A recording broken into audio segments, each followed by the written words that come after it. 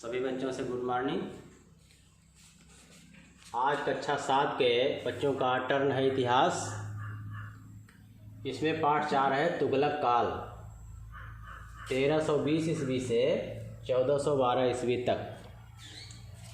इसके पहले आप लोगों ने इस्लाम का भारत में आगमन, सल्तनत काल की शुरुआत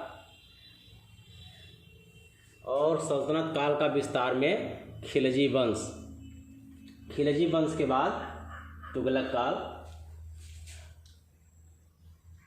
इसमें आप लोग देखेंगे तुगलक वंश का प्रथम शासक गयासुद्दीन तुगलक था।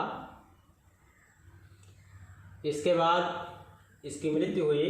इसकी मृत्यु के बाद इसका पुत्र जौना खां, ये जौना खां जो है मोहम्मद बिन तुगलक के नाम से गद्दी पर बैठा।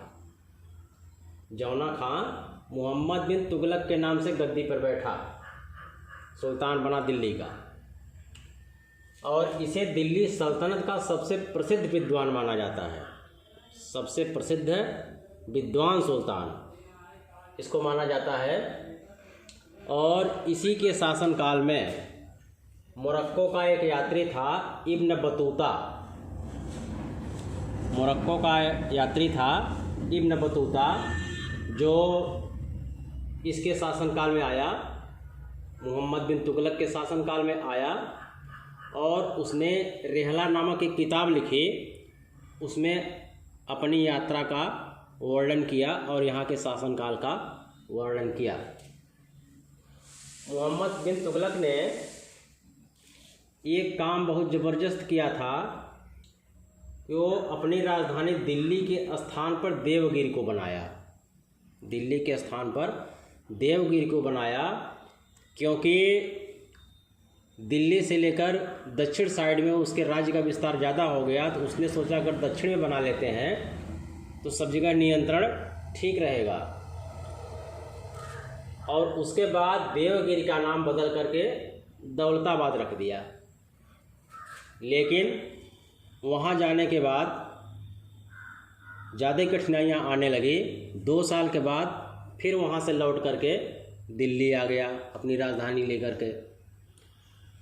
तो यहाँ से आने में जाने में दिल्ली से देवगिरी बहुत दूर है, क्योंकि उसमें पैदल लोग जाते थे, हाथी घोड़े से जाते थे। तो पता नहीं कितने तो रास्ते में ही मर गए, भूख प्यास से मर गए, बीमार होकर मर गए। और फिर जो बचे खुचे थे वापसी आते समय फिर वही सत्यानाश हुआ, जिससे इसका जो है बहुत ज़्यादा नुकसान हुआ। ये राजधानी परिवर्तन उसके पागलपन का प्रतीक बन गया। उसने चांदी के स्थान पर मिश्रित धातु के सिक्के चलवाए। उसके बाद बना फिरोज शाह तुगलक। फिरोज शाह तुगलक ने नहरों का निर्माण कराया, जैसे यमुना नहर, सतलज नहर, जिससे कि सिंचाई की व्यवस्था ठीक ठाक हो गई।